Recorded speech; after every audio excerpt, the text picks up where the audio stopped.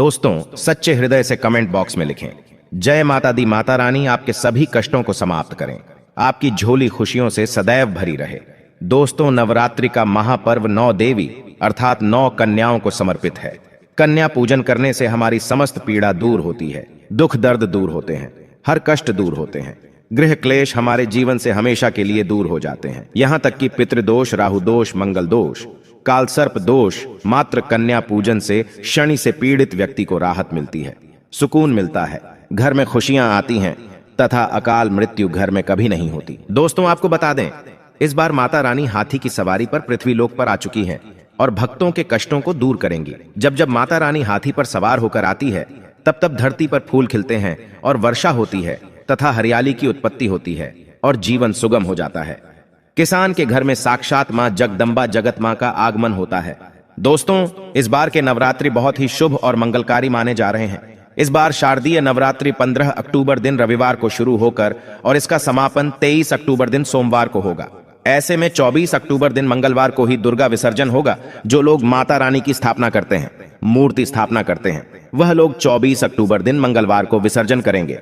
दोस्तों, नवरात्रि की अष्टमी और नवमी तिथि पर कन्या पूजन का विधान है। इस बार महाअष्टमी तिथि 22 अक्टूबर 2023 यानी कि इस दिन रविवार है और नवमी तिथि 23 अक्टूबर 2023 दिन सोमवार को है। ऐसे में आप अष्टमी और नवमी को इन दोनों तिथियां में कन्या पूजन अवश्य ही करें। कन्याओं को भोजन अवश्य खिलाएं। शास्त्रों में 9 दिनों के नवरात्रि को बहुत ही शुभ और मंगलकारी माना जाता है और वहीं 8 दिनों के नवरात्रि को अच्छा नहीं माना जाता। ऐसे में 10 दिनों के नवरात्रि बहुत ही शुभ माने गए हैं। शास्त्रों के अनुसार नवरात्रि के दिनों में माता रानी का पूजन करने से, कन्या पूजन करने से मां अभय वरदान प्रदान करती हैं। कुंडली में जो कष्ट होते हैं उन्हें ठीक कर देती है। श्रीधर की तरह ही सच्चे हृदय वाले व्यक्ति के सभी कष्टों का निवारण मां शीघ्र ही करती है। मां की उपासना से विनम्रता का विकास होता है। सभी कष्ट, दरिद्रता, दुख, कष्ट नष्ट हो जाते हैं। नवरात्रि में माता रानी का व्रत और पूजन किया जाता है, लेकिन नवरात्रि के दौरान सबसे ज्यादा महत्व होता है कन्या पूजन का। दोस्तों, कन्या रानी जो होती हैं, फूल की पंखुड़ियों की तरह नाजुक होती हैं। कन्या पूजन सर्वोप्रिय है, श्रेष्ठ है। कन्या के रूप में स्वयं जगदम्बा देवी, माता वैष्णो, 9 देवियां अर्थात समस्त ब्रह्मांड इनके शरीर के कण कण में वास करते हैं। बहुत कम लोग जानते हैं 33 कोटि देवी देवताओं का वास होता है। कन्याओं के मस्तक पर कन्या चाहें छोटी हो चाहें बड़ी हो, वह सदैव पूजनीय है, मां के समान मानी जाती है। दोस्तों, माना जाता है व्रत और उपासना से माता रानी इतना प्रसन्न नहीं होती है जितना कि कन्या पूजन से होती है। नवरात्रि में छोटी छोटी कन्याओं को माता रानी का स्वरूप माना जाता है। कन्याओं को भोग लगाया जाता है, उन्हें प्रसन्न किया जाता है और बदले में आशीर्वाद मांगा जाता है। कन्याओं को प्रसन्न करने के लिए गिफ्ट आदि उपहार वगैरह दिए जाते हैं।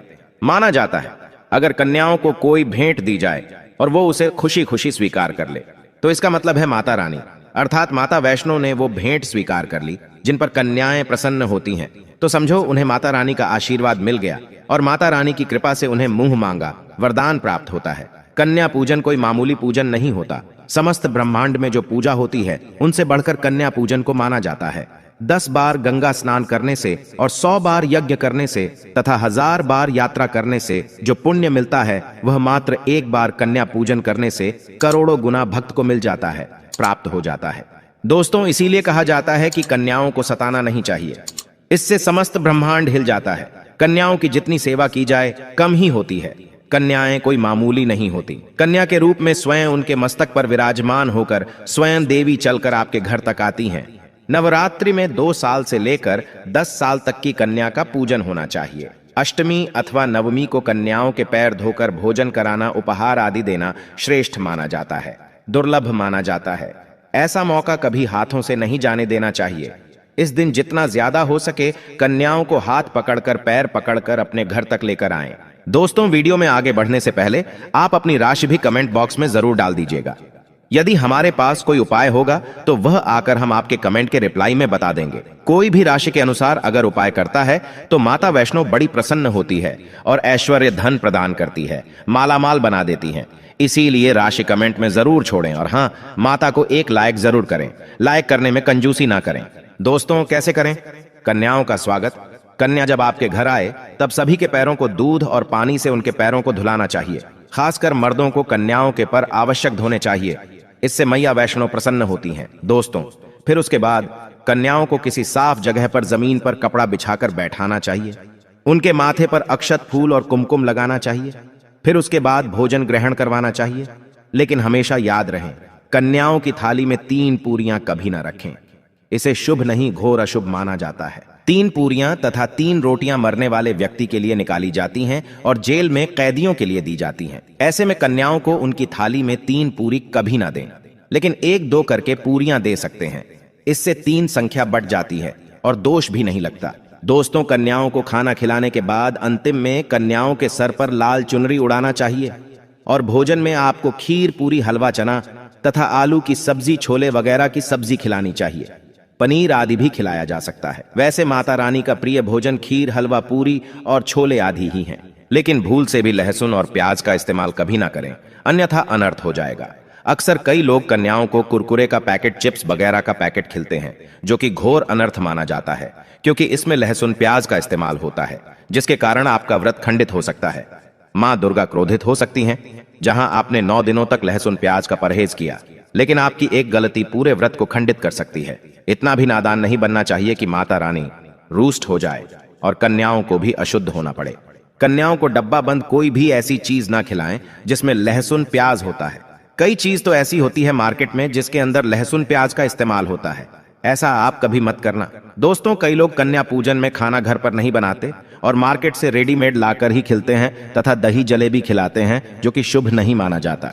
दोस्तों, ऐसा खाना वो लोग खिलाते हैं जिनके घर में मान लीजिए कोई दुर्घटना आदि हो गई है या घर में कोई बीमार है या कोई मुसीबत है, तब वो ऐसा करते हैं। लेकिन अगर आप स्वस्थ हैं, आपको कोई पीड़ा नहीं है, तो ऐसा भूलकर भी नहीं करना चाहिए। माता रानी दही जलेबी नहीं, आपके हाथों का बना भोजन खाना चाहती है, आपका प्यार चाहती है। फिर चाहे आप घर में एक ही पूरी क्यों ना बनाएं माता के लिए, पर आप स्वयं ही अपने हाथों से माता रानी को भोजन खिलाएं। देखिए, भले ही आप दही जलेबी खिला सकते हैं, परंतु माता को घर का बना हुआ शुद्ध भोजन ही अति प्रिय है। खासकर नवरात्रों के दौरान घर में पक्का खाना अवश्य बनाना चाहिए। माता रानी बहुत प्रसन्न होती है। घर का बना पक्का खाना ही कन्याओं को खिलाना चाहिए। हमेशा याद रखें, कन्याओं को प्लास्टिक के बने दोने में खाना नहीं खिलाना चाहिए। ऐसे बर्तन पूजा पाठ के लिए शुभ नहीं अशुभ होते हैं, क्योंकि प्लास्टिक के ज्यादातर बर्तन जो होते हैं जानवरों की हड्डियों द्वारा बनाए जाते हैं, इसीलिए ऐसा पाप मत करना। कन्याओं को हमेशा स्टील के बर्तन या पत्तों से बने बर्तनों में ही भोजन कराना चाहिए, बहुत ही शुभ माना गया है। अगर पेड़ के पत्ते में भोजन कराते हैं तो माता अभय वरदान प्रदान करती है। दोस्तों, एक और बात हम आपको बताने वाले हैं कि यदि नवरात्रों के समाप्त होने के बाद यदि बीच में कन्या पूजन में शुक्रवार का दिन पड़ जाए तो कन्याओं को कोई भी खट्टी चीज नहीं खिलाना चाहिए, क्योंकि शुक्रवार का दिन माता संतोषी को समर्पित होता है और माता संतोषी नवरात्रों के दिनों में सक्रिय अवस्था में होती है, यानी वो भी 9 देवियों के साथ में आपके घर में आती हैं। इसीलिए कन्याओं को भूलकर भी शुक्रवार का दिन अगर पड़ जाए तो खट्टी चीज घर में नहीं बनाना चाहिए और कन्याओं को भी खट्टी चीज नहीं खिलाना चाहिए। घोर पाप लगेगा, आपका किया कराया सब बर्बाद हो सकता है। खट्टी चीजों से माता संतोषी रूष्ट हो सकती हैं, चिढ़ सकती हैं, आपको श्राप दे सकती हैं, इसीलिए नादान ना बने। दोस्तों, भोजन कराने के बाद कन्याओं की थाली में एक लौंग जरूर रखना चाहिए, क्योंकि लौंग देवी शक्ति तथा दुर्गा मां को बहुत प्रिय है। लौंग माता शक्ति का प्रतीक होती है। लौंग में नव दुर्गा का वास होता है। इन 9 दिनों में माता रानी को लौंग का भोग ही लगाया जाता है, तो खाना खाने के बाद कन्याओं को लौंग अवश्य अर्पित करें। माता रानी को अमृत से बढ़कर लौंग प्रिय है, इसीलिए कन्याओं को थाली में चुपचाप एक लौंग जरूर रख दें, आपका भाग्य चमक जाएगा। माता लक्ष्मी आपके जीवन में धन की कोई भी कमी नहीं होने देंगी। दोस्तों, आपको बता दें, कन्याओं को उपहार में क्या दें। कन्याओं को खुश करने के लिए उनकी थाली में दक्षिणा डालें, ताकि आपके घर में संपन्नता बनी रहे तथा धन की कोई भी कमी ना हो। कन्या जब आपके घर से खुशी खुशी धन लेकर जाती है तो वह भी आपको खुशी खुशी कई गुना आपको धन प्रदान करती है। इस समय कंजूसी मत करना, खुशी खुशी कन्याओं को धन अवश्य देना। कन्याओं को कोई सुंदर गिफ्ट दे सकते हैं। शास्त्रों में बताया जाता है कि कन्या जितना खुश होती है, माता रानी उतना ही जल्द फल की प्राप्ति प्रदान करती है। ऐसे में आप कन्याओं को चॉकलेट बॉक्स दे सकते हैं तथा खूबसूरत कपड़े दे सकते हैं। याद रहे, काले कपड़े ना दें और स्टील के बर्तन भी गिफ्ट के तौर पर दे सकते हैं। याद रहे कि कन्याओं को लोहे का कोई भी सामान नहीं देना चाहिए, नहीं तो राहु केतु का प्रभाव आपके जीवन में प्रवेश कर जाएगा। राहु काल तथा राहु दोष आपको लग जाएगा, आप बर्बाद भी हो सकते हैं। दोस्तों, जब कन्या अपने घर के लिए प्रस्थान करें तो उनके चरण जरूर छू लें और अपने मन में अपनी प्रार्थना को पूरा करें। सच्चे दिल से मांगी हुई मुराद माता रानी अवश्य ही पूरी करती है। सच्चे दिल का मतलब होता है मन में कोई भी लालच ना हो, और अगर वो लालच माता को पाने के लिए बन जाए तो उसे बोलते हैं सच्ची श्रद्धा और सच्ची भक्ति। ऐसी भक्ति के आगे स्वयं 33 कोटि देवी देवता आपको नमस्कार करते हैं। दोस्तों, नवरात्रों के दिनों में अगर मिल जाए आपको ये संकेत तो समझो, माँ दुर्गा आपके घर में आ चुकी हैं।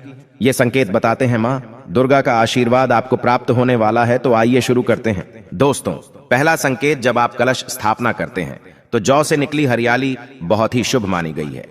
कहा जाता है कि जौ से निकली हरियाली हमारे भविष्य में होने वाले अच्छे और बुरे होने का संकेत देती है। ये सभी बातें हमारे आने वाले साल का भविष्य बताती हैं। यदि आपने जौ बोए हैं और वो किसी कारणवश नहीं हो पाए हैं तो ये संकेत बड़ा ही मनहूस माना गया है। कहा जाता है कि नवरात्रों में जौ अगर सूख जाते हैं या बढ़ते नहीं हैं तो आपको समझ लेना चाहिए कि ये साल आपका खराब होने वाला है तथा घर में कोई बीमारी आने वाली है, या दिन दुगनी रात चौगुनी आपकी कम होने वाली है या घटने वाली है। दोस्तों, ये धन हानि का संकेत माना गया है, क्योंकि आपने कोई ना कोई गलती ऐसी कर दी होगी जिसके कारण माता रानी नाराज हो गई हैं। इसीलिए माता से आप क्षमा अवश्य मांग ले। माँ अपने भक्तों को अवश्य माफ करती है। एक माँ ही होती है जो अपने बेटे को, अपने लाल को हर गलती पर माफ करती है। लेकिन ऐसा बेटा किस काम का जो माँ से माफी ना मांगे।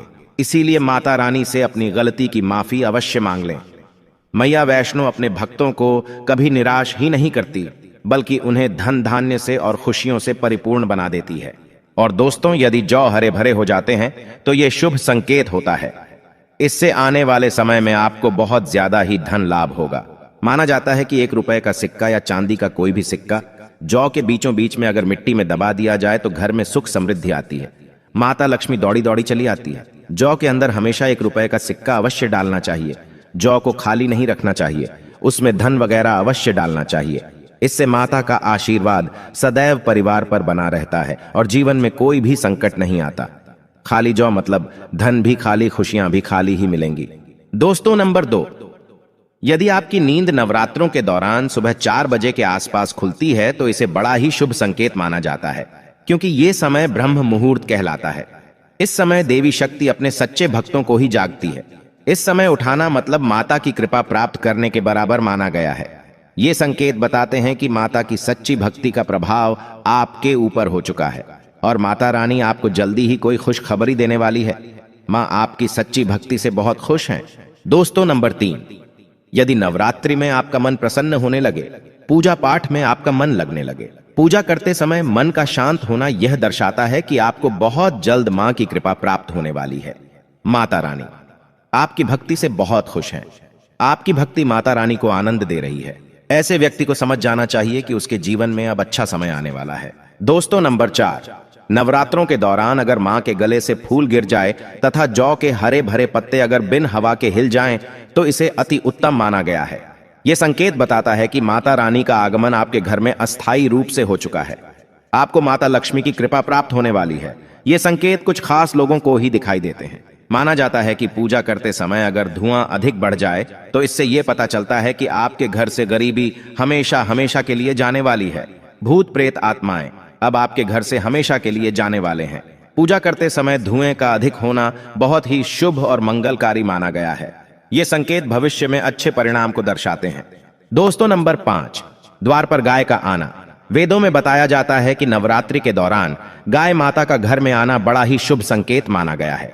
नवरात्रि में द्वार पर गाय का आना अत्यंत शुभ है। यदि आपके भी द्वार पर गाय आती है तो गाय के माथे पर कुमकुम लगाना ना भूले तथा गाय को रोटी जरूर खिलाएं।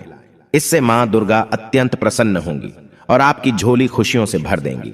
द्वार पर गाय का बार बार आना भी जीवन में आने वाले अच्छे संकेतों की ओर इशारा करता है। दोस्तों, नंबर 6, सपने में शेर का दिखाई देना। अगर आपके सपनों में मां दुर्गा दिखाई देती है, अर्थात कोई भी देवी अगर आपके सपनों में दिखाई देती है तो बड़ा ही शुभ माना गया है। नवरात्रों के पावन अवसर पर माता के दर्शन किसी खास भक्तों को ही होते हैं। ये सपने कभी किसी को शेयर मत करना। यदि माता की सवारी तथा शेर रात्रि में सपने में बार बार दिखाई देता है तो मां दुर्गा आपसे प्रसन्न है। ये संकेत बताते हैं कि जल्द ही आपकी कोई मनोकामना अवश्य पूर्ण होगी और आपके शत्रुओं का नाश हो जाएगा। शत्रु आपके नाम से ही थर-थर कांपने लगेगा। मां दुर्गा का वाहन शेर है, इसीलिए नवरात्रि में शेर का दिखाई देना अत्यंत शुभ संकेत होता है। दोस्तों, नंबर 7, यदि कोई छोटी कन्या आपको सुबह सुबह लाल वस्त्र धारण किए हुए दिखाई देती है तो आपने साक्षात मां दुर्गा के दर्शन किए हैं। यदि नवरात्रों में सबसे पहले आपके घर में कन्याओं का आगमन हो जाए तो समझो आपको दुनिया की कोई भी शक्ति, ब्रह्मांड की कोई भी शक्ति आपको करोड़पति होने से नहीं रोक सकती। आपके जीवन में, आपके घर में माता लक्ष्मी का आगमन होने वाला है। आप दिन दुगनी रात चौगुनी तरक्की करेंगे। अब आप खुशियां मनाइए और मिठाइयां बांटें। ऐसे में कन्याओं को भरपूर तरीके से खुश रखें और उनका आगमन दूध से चरण धुलाकर करें, कोई भी कंजूसी ना करें। दोस्तों, माता रानी आपको यह संकेत दे रही है कि अब आपका बुरा समय समाप्त हो चुका है। अब जीवन में सुख समृद्धि के द्वार खुल जाएंगे। दोस्तों, नंबर 8, घर पर उल्लू का आना। यदि मां लक्ष्मी का वाहन उल्लू नवरात्रि में आपके घर पर आकर बैठ जाए तो यह भी शुभ संकेत है। इसका अर्थ है कि मां लक्ष्मी का आपके घर में प्रवेश हो चुका है और आपकी आर्थिक स्थिति और मजबूत होगी। लेकिन याद रहे, उल्लू नवरात्रि और दीपावली पर आना ही शुभ माना जाता है। दोस्तों, नंबर 9, यदि ब्रह्म मुहूर्त के समय यानी सुबह के 4 बजे के आसपास घंटियों की आवाज सुनाई दे जाए या शंख की आवाज सुनाई दे जाए तथा कोई भजन सुनाई दे जाए तो बड़ा ही शुभ संकेत माना गया है। इससे यह पता चलता है कि माता रानी आपकी भक्ति से बहुत प्रसन्न है और आपके जीवन में सभी नकारात्मकता का नाश होने वाला है तथा माता लक्ष्मी की कृपा आपको प्राप्त होने वाली है। दोस्तों, नवरात्रों के दौरान घर में काली चींटियों का दिखाना, लंबी लंबी लाइन बनाकर मुंह में खाना ले जाते हुए चींटियों को देखना अच्छा संकेत माना गया है। और यदि मंदिर में पूजा करते समय कोई छिपकली आदि दिखाई दे जाए या मंदिर के स्थान की ओर छिपकली चली जाए तो बड़ा ही शुभ संकेत माना गया है। इससे यह पता चलता है कि आपको माता लक्ष्मी की कृपा प्राप्त होने वाली है, मां का आशीर्वाद आपको मिलने वाला है। नवरात्रों के दौरान मंदिर में छिपकली का दिखना बहुत ही शुभ संकेत माना गया है। आपकी भक्ति का फल आपको शीघ्र ही मिलने वाला है, क्योंकि छिपकली को माता लक्ष्मी का प्रतीक माना गया है। किसी शुभ अवसर पर छिपकली का दिखना मंगलकारी माना गया है और नवरात्रि में छिपकली का मंदिर में दिखना साक्षात देवी लक्ष्मी का स्वरूप माना गया है। दोस्तों, अगर आप वाकई में मां वैष्णो की कृपा पाना चाहते हैं तो कमेंट बॉक्स में लिखें, जय माता दी माता रानी। आपकी झोली खुशियों से भर दें। मां वैष्णो के लिए एक लाइक तो बनता है।